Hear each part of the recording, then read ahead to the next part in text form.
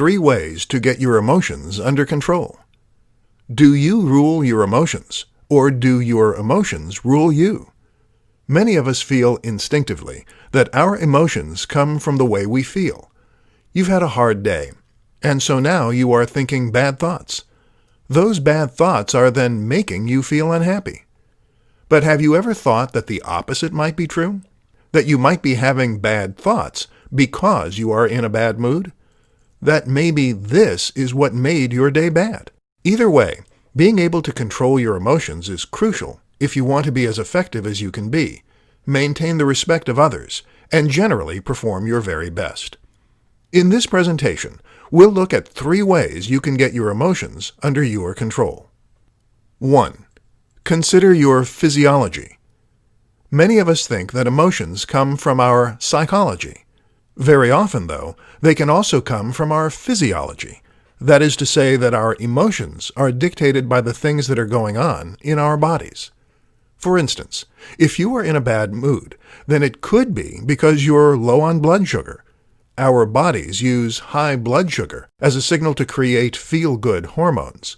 When it drops, we produce cortisol, which makes us anxious and hangry. You might be tired, too. Or perhaps your emotions could be getting in the way. Either way, you need to consider the role of your physiology as well as the role of your mind. 2. Control your thoughts. That said, controlling your thoughts is also important. Techniques used in CBT, cognitive behavioral therapy, teach us to challenge negative thoughts and to even test our unhelpful beliefs. This means first identifying the things we think and the things that are causing our bad state of mind, and then asking whether those thoughts are true or useful. 3. Meditate. There are countless good reasons to meditate. One of the most important, though, is that meditation can improve your emotional control, your focus, and your discipline. This is literally a process that involves focusing your mind and avoiding distracting thoughts. And if you can do that, then you can avoid distracting emotions as well. In the short term, a bout of meditation is a great way to calm your racing mind. In the long term, it is a powerful tool for enhancing your emotional stability. 5 surprising ways the mind influences the body, and vice versa. It is a mistake to think of our mind and body as separate entities. The reality is that we are holistic machines, and that no aspect of our psychology, physiology, or biology can exist independently of the rest. Your mood is tied to your physiology, and your physiology is tied to your mood. This is part of what makes the mind so powerful. It controls not only our thoughts, but also our body. Here are some surprising examples. 1. Your mind can boost your immune system. If you are positive, jolly, and surrounded by people who love you, then you are actually more likely to overcome illnesses. It turns out that stress suppresses the immune system, whereas happiness hormones can reinforce it. 2. Stress changes your children. Stress changes your biology in many ways. It can even change the way that certain genes are expressed, and that means you can pass those changes on to your children. Surprisingly, if you are very stressed when you conceive, your children are actually less likely to be stressed in life. 3. You don't digest food properly. Stress causes a range of conditions, such as psoriasis.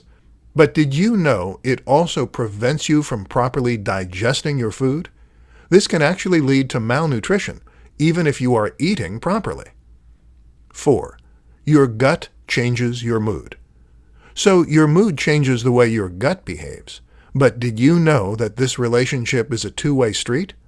You see, your gut contains nearly as many neurons as your brain, and the tiny bacteria that live there actually produce neurotransmitters that can affect your mood. This is why the gut is sometimes referred to as the second brain. 5. Embodied cognition. Embodied cognition is a recent theory in psychology that better explains the close link between the body and the brain. Previously, it was thought that the brain had its own internal language. This was sometimes referred to as mentalese. The idea was that whenever someone said something to you, your brain would translate that into mentalese so that you could understand it. But now it is thought that the way the brain understands things is by visualizing those things. And that happens by lighting up areas in the brain as though you were doing those things. So if I told you about a walk I took through the woods, you might visualize yourself walking through the woods. Perhaps feel the wind on your neck and the leaves crunching underfoot. The brain doesn't work without the body, and vice versa.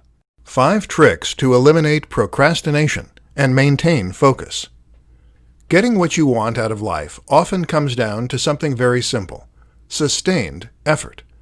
Will Smith says that what sets him apart from the competition is his willingness to stay on the treadmill until he collapses. He will go the extra mile. You hear similar stories in every other industry, and among every other highly successful and driven individual. You want to win. You need to put in the work. And that means you can't be getting distracted. So in this presentation, let's explore 5 quick tricks you can use to procrastinate less. 1. Do the fun task first. Many of us think the first task of the day should be the biggest and the hardest. With that out of the way, we can then focus on other matters. Except that is then a barrier that will put you off starting at all. It's better to get a quick win under your belt to put yourself in the right state of mind. And that means starting with something easy. 2. Leave work incomplete.